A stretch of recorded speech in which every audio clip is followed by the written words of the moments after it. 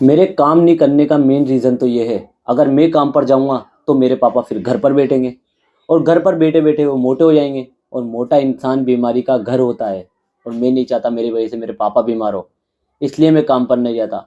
और बीमारी का तो फिर भी आप चलो छोड़ो, लेकिन फिर घर का कौन सोचेगा? घर का मतलब? घर पर मतलब जैसे मान लो अगर घर पर कोई इमरजेंसी पड़ जाए, आटा ख़त्म हो जाए या बाजार से सामान लाना हो या पापा ने कोई प्रोडक्ट ऑनलाइन मंगाया हो उसे रिसीव करना हो, उसके लिए किसी का तो होना घर पर ज़रूरी है। लेकिन इस काम के लिए तो आप एक नौकर भी रख सकते हो। देखिए, अगर हम आज की तारीख में नौकर रखते हैं तो वो 10 से 12 हज़ार तो लेगा ही लेगा। जिस हिसाब से मेरी एजुकेशन है, मैंने इंजीनियरिंग की है, उस हिसाब से मेरी जॉब तो लगने से थी।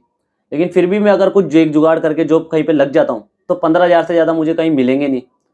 तो 10 हज़ार तो नौकर में चल जाएंगे, बचेंगे 5, और इससे ज़्यादा तो मैं घर के सामानों में घपला करके कमा लेता हूँ। और नौकर सिर्फ घर का काम करता है, मैं हमारे बाकी पड़ोसियों तक का काम कर देता हूँ, बस 5 रुपये लेता हूँ। बस 5 रुपए? और आपके घर पे पड़े रहने से तो आपकी मम्मी भी बहुत परेशान रहती होगी। मेरे घर पर रहने से मेरी मम्मी को बहुत फ़ायदा मिलता है। अब जैसे मैं आपको कल की ही बात बताऊं, कल दाल में नमक डालना भूल गई मम्मी, तो पापा आए, पापा ने खाना खाया, पापा बोले दाल में नमक है ही नहीं, तो मम्मी ने बोला लड़का नमक लाकर नहीं दिया।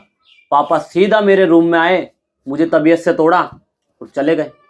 अब अगर सोचो, अगर मैं उस टाइम पर काम कर रहा होता तो मेरी मम्मी को बहुत तकलीफ होती। जब आपके पास घर का इतना सारा काम है तो आपने पॉडकास्ट के लिए कैसे टाइम निकाला? घर का ही काम करना आया हूँ मैं धनिया लेने आया था इधर, आपने बोला 150 रुपये वाला रिचार्ज कर दोगे, इसलिए मैं पॉडकास्ट पर आया।